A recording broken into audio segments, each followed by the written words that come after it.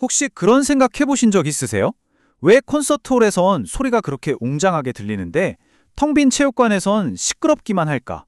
오늘은 바로 그 비밀, 공간이 소리를 어떻게 디자인하는지에 대한 이야기를 해보려고 합니다. 우리 모두 다 경영해봤죠? 화장실에서 샤워하면서 내가 막 가수가 된 것 같잖아요? 근데 웅웅거리는 강당에서는 바로 옆 사람이 하는 말도 잘 안 들릴 때가 많죠. 이 모든 경험 뒤에는 실내 음향이라는 아주 흥미로운 과학이 숨어 있습니다. 자, 그럼 본격적으로 한번 들어가 볼까요? 모든 공간은요, 사람의 지문처럼 저마다 아주 고유한 음향 지문이라는 걸 가지고 있어요.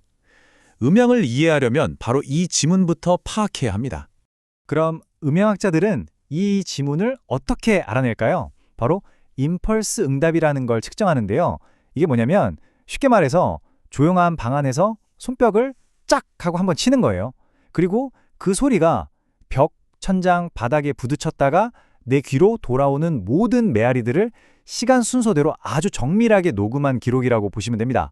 그러니까 이 임펄스 응답 그래프는 말 그대로 그 공간만의 고유한 신분증 같은 거예요. 이걸 분석하면 그 방에서 소리가 어떻게 태어나고 어떤 여정을 거쳐서 사라지는지 그 모든 스토리를 다 읽어낼 수 있는 거죠. 그럼 소리가 우리 귀에 닿기까지의 여정을 처음부터 한번 따라가 볼게요. 가장 먼저 우리를 찾아오는 소리는 어떤 특징을 가지고 있을까요? 가장 기본 중에 기본이죠. 바로 음량입니다. 소리가 얼마나 크고 힘있게 들리는가 하는 건데요. 이건 뭐 당연하게도 소리를 빨아들이는 게 적고 무대랑 가까울수록 더 크게 들리겠죠? 근데 여기서 진짜 재밌는 사실 하나. 이 슬라이드 한번 보세요. 공연장의 소리를 잡는 가장 강력한 흡음재가 뭔지 아세요? 비싼 음향 패널이 아니고요. 바로 관객, 우리 자신입니다. 실제로 관객이랑 좌석이 공간 전체 흡음의 무려 50에서 90%를 차지한다고 해요.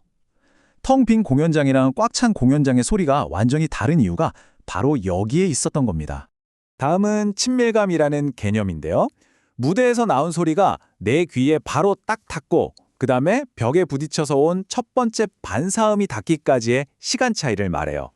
이 시간 간격이 20m초, 그러니까 0.02초보다 짧아지면요.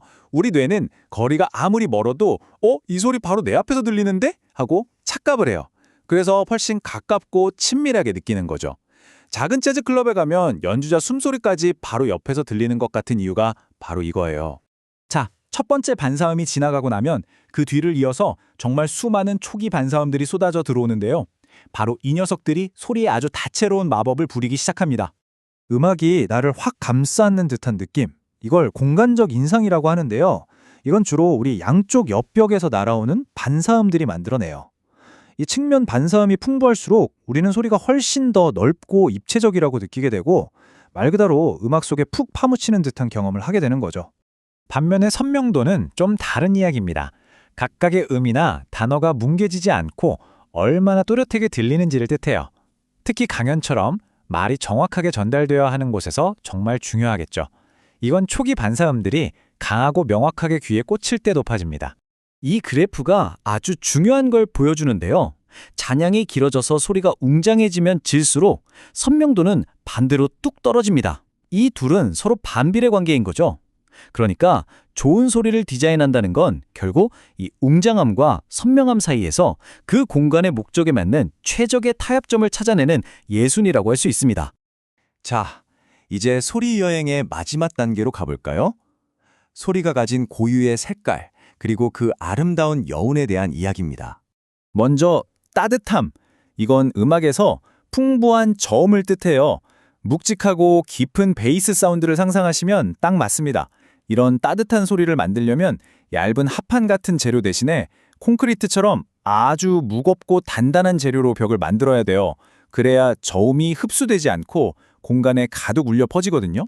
그리고 드디어 잔향입니다. 소리가 딱 멈춘 뒤에도 그 소리의 에너지가 은은하게 공간에 남아서 사라지는 그 아름다운 꼬리. 이걸 잔향이라고 하고요. 이 여운이 지속되는 시간을 잔향 시간이라고 부릅니다. 그런데 잔향이 길다고 무조건 좋은 소리는 절대 아닙니다. 오케스트라 연주회에서는 긴 잔향이 웅장함을 더해주지만 만약 강의실에서 잔향이 이렇게 길면 어떻게 될까요? 말이 전부 웅웅거리면서 뭉개져서 하나도 알아들을 수가 없게 되죠. 이처럼 공간의 목적에 따라서 이상적인 잔향 시간은 완전히 달라지는 겁니다. 자, 그럼 건축가나 음향 설계자 같은 전문가들은 이런 원리들을 어떻게 활용해서 우리가 원하는 소리를 만들고 또 골치 아픈 문제들을 해결할까요? 우선 흔히 발생하는 음향 결함부터 한번 보시죠. 우리가 아는 에코, 즉 메아리는 저 멀리 있는 벽에서 반사된 소리가 너무 늦게 그리고 너무 크게 되돌아와서 야호, 야호 하고 따로 들리는 현상이고요. 플러터 에코는 좀 다른데요. 텅 빈 복도에서 손뼉 칠 때처럼 소리가 평행한 두 벽 사이를 따다다다닥 하고 엄청 빠르게 왕복하면서 뭔가 금속성의 불쾌한 소리를 만들어내는 현상입니다. 그럼 이런 문제들을 어떻게 해결할까요? 그 최고의 무기가 바로 확산입니다. 평평한 면은 거울처럼 소리를 한 방향으로만 튕겨내서 에코를 만들기가 쉬워요. 하지만 울퉁불퉁하게 생긴 확산체는 소리를 사방으로 흩뿌려주기 때문에 훨씬 부드럽고 자연스러운 소리 환경을 만들어주는 거죠. 한 걸음 더 나아가서 요즘 최첨단 공연장들은 가변 음향이라는 기술을 써요. 필요할 때 천장에서 커다란 흡음 커튼을 내리거나 벽에 있는 패널을 회전시켜서 소리를 반사하는 면을 흡수하는 면으로 바꾸는 거죠. 이렇게 하면 단 하나의 공간에서 록 콘서트, 클래식 연주, 연극까지 각각의 공연에 딱 맞는 최적의 소리를 만들어낼 수 있게 됩니다. 결국 오늘 우리가 나눈 이야기의 가장 중요한 핵심은 바로 이것입니다. 세상에 완벽한 소리라는 건 딱 하나로 정해져 있지 않다는 것. 강의실은 말이 잘 들리는 선명도가 최고고, 대성당은 경건한 잔향이, 콘서트홀은 풍부한 따뜻함과 공간감이, 녹음실은 그 어떤 소리도 더하지 않는 극도의 정숙함이 중요합니다. 최고의 소리는 그 공간의 목적이 결정하는 거죠. 자, 이제 잠시 주변을 한번 둘러보세요. 그리고 조용히 귀를 기울여 보시고요. 지금 여러분이 계신 바로 이 공간은 과연 어떤 소리를 들려주기 위해서 이렇게 디자인되었을까요?